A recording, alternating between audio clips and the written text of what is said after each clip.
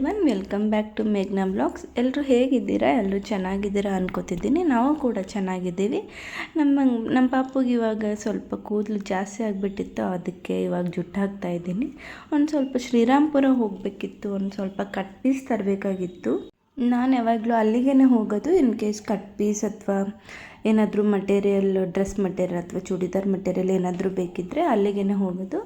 So ನನಗೆ ಅಲ್ಲಿ ಹೋದ ತಕ್ಷಣ ಒಂದು ಶಾಪಲ್ಲಿ ಸಿಕ್ಕಾಪಟ್ಟೆ ಇಷ್ಟ ಆಗಿಬಿಡ್ತು ಮಟೀರಿಯಲು. ಅಲ್ಲೇ ತೊಗೊಂಡ್ಬಿಟ್ಟೆ. ಅಂದರೆ ಜಾಸ್ತಿ ಶಾಪೆಲ್ಲ ಹುಡ್ಕಕ್ಕೆ ಹೋಗಲಿಲ್ಲ. ಅಂದರೆ ಪಾಪು ಬೇರೆ ಕರ್ಕೊಂಡು ಹೋಗ್ಬಿಟ್ಟಿದ್ವಲ್ಲ, ಅವಳು ನಿದ್ದೆ ಮಾಡಿಬಿಟ್ಟೆ. ಒಂದು 2 ಅವರ್ಸಿಗೆ ಒಂದ್ಸರಿ ಅವಳಿಗೆ ನಿದ್ದೆ ಬರುತ್ತೆ. ಹಾಗಾಗಿ 1-2 ಶಾಪಲ್ಲಿ ಅಷ್ಟೇ ಸ್ವಲ್ಪ ತಿರುಗಾಡಿ ಅಲ್ಲೇ ತೊಗೊಂಡ್ರಾಯ್ತು ಅಂಥೇಳಿ ಡಿಸೈಡ್ ಆಗಿದ್ವಿ ಮೊದಲೇ.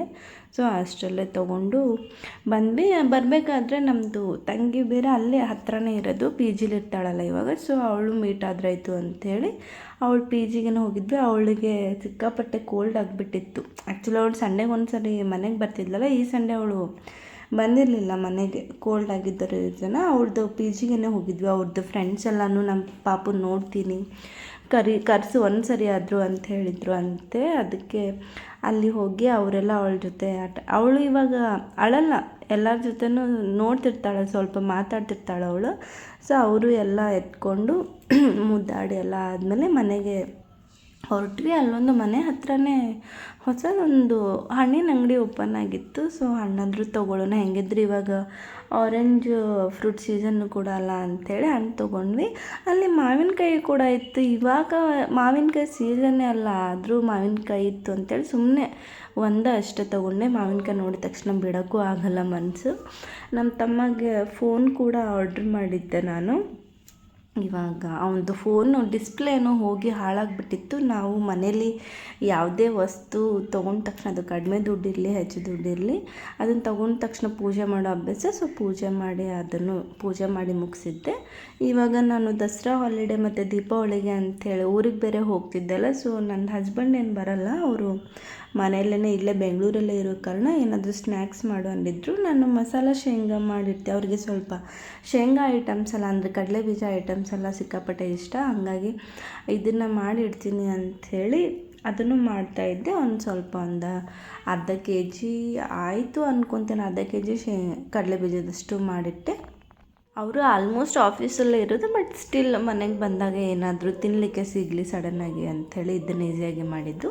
ಆಮೇಲೆ ಮೀಶೋಯಿಂದ ನಾನೊಂದು ಪ್ರಾಡಕ್ಟ್ ಆರ್ಡರ್ ಮಾಡಿದ್ದೆ. ಇದು ಲೈಕ್ ನ್ಯೂ ಬೇಬಿ ಅಥವಾ ಯಾವುದಾದ್ರೂ ಡ್ರೆಸ್ಸಿಗೆ ಬಟನ್ ಏನಾದರೂ ಹೋಗಿದ್ರೆ, ಎಮರ್ಜೆನ್ಸಿಗೆ ಸಡನ್ನಾಗಿ ಬಟನ್ ಬೇಕಂದರೆ ತುಂಬ ಯೂಸ್ಫುಲ್ ಆಗುತ್ತೆ ನೋಡಿ. ಇದು ನಾನು ಯಾವ ಥರ ಯೂಸ್ ಮಾಡೋದು ಅಂಥೇಳಿ ನಿಮಗೆ ತೋರಿಸ್ತೀನಿ. ಇದರಲ್ಲಿ ಬಂದು ಅವರು ಎಷ್ಟು ಹುಕ್ಕು, ನಂಗೆ ಕೌಂಟ್ ಗೊತ್ತಿಲ್ಲ, 100ಗಿಂತ ಜಾಸ್ತಿ ಅಂತೂ ಇದೆ ಅದು.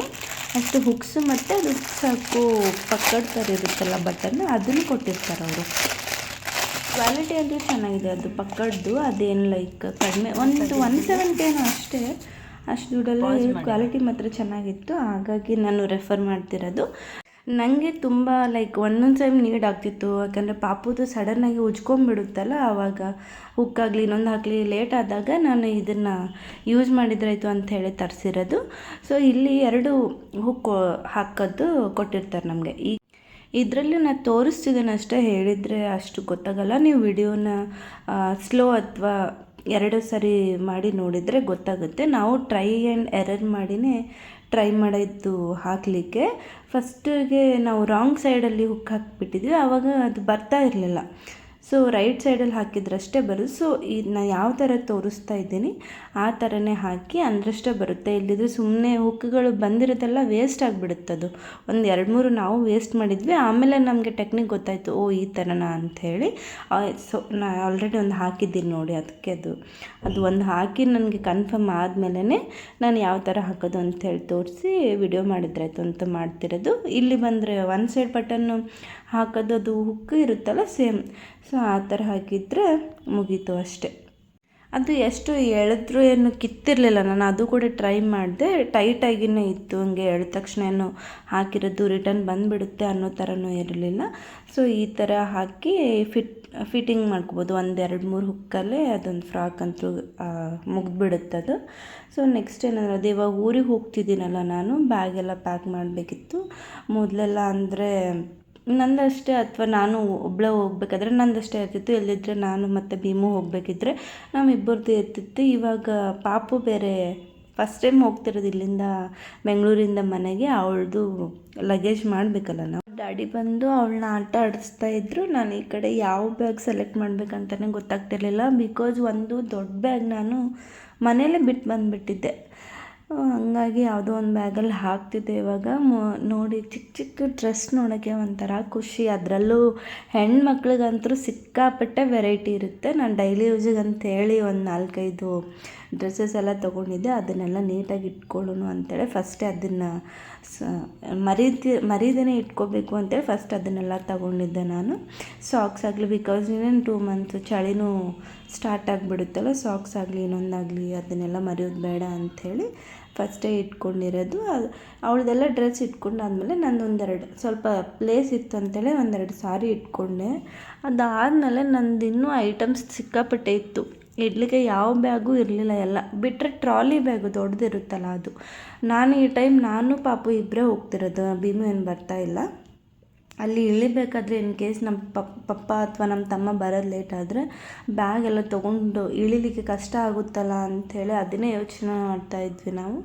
ಮತ್ತು ಭೀಮು ಏನಂದರೆ ಇಲ್ಲ ಹೊರ್ಗಡೆ ಹೋಗಿ ಒಂದು ತೊಗೊಂಡು ಬಂದ್ಬಿಡೋಣ, ಸುಮ್ಮನೆ ಒಂದು 500 ಒಳಗಡೆ ಇವಾಗ ಸುಮ್ಮನೆ ಎಮರ್ಜೆನ್ಸಿ ಒಂದು ಇಲ್ಲಿಂದ ಹೋಗಿ ತೊಗೊಳ್ಳಿ, ಊರಿಗೆ ಹೋಗಿ ಮುಟ್ಟೋ ಥರ ಒಂದು ಬ್ಯಾಗ್ ಆದರೂ ತೊಗೊಂಡು ಬರೋಣ ಅಂತ ಹೇಳಿದ್ರು. ಹಾಗಾಗಿ ಬ್ಯಾಗ್ ತೊಗೊಂಬರಕ್ಕಂತೇಳಿ ನಾವು ಹೊರಗಡೆನೇ ಹೋದ್ವಿ.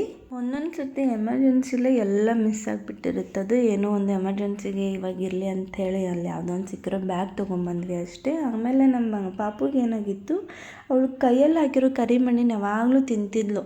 ಸೊ ಹಾಗಾಗಿ ಸಿಲ್ವರಲ್ಲಾದರೂ ಹಾಕೋಣ ಅಂಥೇಳಿ ನನಗೆ ಅಡ್ಜಸ್ಟ್ಮೆಂಟಲ್ಲಿ ಸಿಲ್ವರ್ದು ಬೇಕಾಗಿತ್ತು ಕಡ. ಯಾಕಂದರೆ ಇನ್ನೊಂದು ಇದೆ ಅಲ್ಲಿ, ಅದೇ ಆನೆದು ಇದೆಯಲ್ಲ ಅದು ಇದೆ, ಬಟ್ ಅದು ದೊಡ್ಡದಾಗ್ತಿದೆ ಅವಳಿಗೆ. ಅದಕ್ಕಾಗಿ ಇದು ಅಡ್ಜಸ್ಟ್ಮೆಂಟ್ ಇರುತ್ತೆ ಅಂತೇಳಿ ಅದನ್ನು ತೊಗೊಂಡು ಬಂದ್ವಿ. ಇವರು ತಂದೆ ಮಗಳು ಆಟ ಆಡ್ತಿದ್ದಾರೆ. ಅವ್ರು ನಾನು ಬ್ಯಾಗ್ ಪ್ಯಾಕ್ ಮಾಡ್ತಿರ್ಬೇಕಾದ್ರೆ ಬ್ಯಾಗಲ್ಲಿ ಅವ್ಳು ಕೂಡ್ಸೋದು ಎತ್ಸೋದು, ಅವಳಿಗೂ ಮಜಾ ಬರ್ತಿತ್ತು ಅದ್ರ ಒಳಗಡೆ ಕುಂತು ಆಟ ಆಡಲಿಕ್ಕೆ. ಅವ್ರು ಹಂಗೆ ಟೈಮ್ ಪಾಸ್ ಮಾಡ್ತಾಯಿದ್ರು. ನನ್ನ ಪಾಲಿಗೆ ನಾನು ಬ್ಯಾಗ್ ಪ್ಯಾಕಿಂಗ್ ಕೂಡ ಹಾಗೆ ಕಂಟಿನ್ಯೂ ಮಾಡ್ತಾಯಿದ್ದೆ.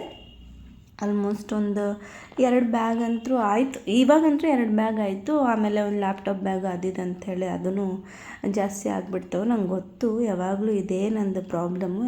ಅಂದ್ಕೊತೀನಿ ಜಾಸ್ತಿ ಬ್ಯಾಗ್ ಆಗಬಾರ್ದು ಅಂಥೇಳಿ, ಬಟ್ ಸ್ಟಿಲ್ ಆಗಿಬಿಡುತ್ತೆ. ಏನೂ ಮಾಡೋಕ್ಕಾಗಲ್ಲ, ಹುಡುಗಿರಂದ್ರೇ ಅಷ್ಟೇ. ಆದಷ್ಟು ಕಡಿಮೆ ಲಗೇಜೇ ಮಾಡ್ಲಿಕ್ಕೆ ಟ್ರೈ ಮಾಡಿದೆ ನಾನು. 2 ಬ್ಯಾಗ್ ಐತಿ, ಇನ್ನೊಂದು ಬಿಟ್ಟರೆ ಲ್ಯಾಪ್ಟಾಪು, ಆಮೇಲೆ ಸೈಡ್ ಬ್ಯಾಗು. ಸೊ ಬಸ್ ಬಂದು 10:45 ಹೋಗಿ ವೇಟ್ ಮಾಡ್ತಾಯಿದ್ವಿ. Bus almost 11:30 ಬಂದುಬಿಡ್ತು. ತುಂಬಾ ಲೇಟ್ ಆಯಿತು. ಪಾಪು ಅಲ್ಲೇ ಮಲಗಿಬಿಟ್ಟಿದ್ಲು. ಬೆಳಗ್ಗೆ ಮನೆಗೆ ಬರೋಷ್ಟರಲ್ಲೇ ನಮ್ಮದು ಊರಿಗೆ 7:30 8 o'clock ಆಗಿತ್ತು. ಇನ್ನೂ ಒಂದು ಊರಲ್ಲಿ ಅಂದರೆ ನಮ್ಮದು ಸಿಟೀಲಿ ಇದ್ವಿ ನಾವು. ಸೊ ಆವಾಗ ಕಾಲ್ ಮಾಡಿದಾಗ ಪಪ್ಪ ಮತ್ತು ನಮ್ಮ ತಮ್ಮ ಆಲ್ರೆಡಿ ಬಂದು ನಿಂತಿದ್ರು ಅಲ್ಲಿ ಬಸ್ ಸ್ಟಾಪಿಗೆ. ಅಂದರೆ ಲಗೇಜ್ ಎಲ್ಲ ಇಳಿಸ್ಲಿಕ್ಕೆ ಬೇಕಾಗುತ್ತಲ್ಲ ಅಂಥೇಳಿ ಅದಕ್ಕೆ ಮುಂಚೆನೇ ಕಾಲ್ ಮಾಡಿಬಿಟ್ಟಿದ್ವಿ ಅವರಿಗೆ. ಅವರು ಬಂದರು. ಮನೆಗೆ ಹೋಗೋಷ್ಟರಲ್ಲೇ ನಮ್ಮ ಮಮ್ಮಿ ವೇಟ್ ಮಾಡ್ತಾಯಿದ್ರು ನಮ್ಮ ಪಾಪುನ ಎತ್ಕೋಬೇಕು. 3 months ಆಯಿತು ನಾವು ಬೆಂಗಳೂರಿಗೆ ಹೋಗಿ. ಹಾಗಾಗಿ ತುಂಬಾ ಮಿಸ್ ಮಾಡ್ಕೋತಿದ್ರು. ಡೈಲಿ ವಿಡಿಯೋ ಕಾಲ್ ಮಾಡಿದರೂ ಕೂಡ ಎಷ್ಟೇ ಆದರೂ ಡೈರೆಕ್ಟಾಗಿ ಎತ್ಕೊಳ್ಳೋದೇ ಬೇರೆ ಅಲ್ವಾ. ಅವಳು ನೋಡಿ ಯಾವ ಥರ ನೋಡ್ತಿದ್ದಾಳೆ ನಮ್ಮ ಮಮ್ಮಿನ, ಫುಲ್ಲು ಯಾರಿದು ಅನ್ನೋ ಥರ ನೋಡ್ತಾ ಇದ್ಲು. ಮತ್ತು ನೆಕ್ಸ್ಟ್ ವ್ಲಾಗಲ್ಲಿ ಸಿಗ್ತೇನೆ. Thank you.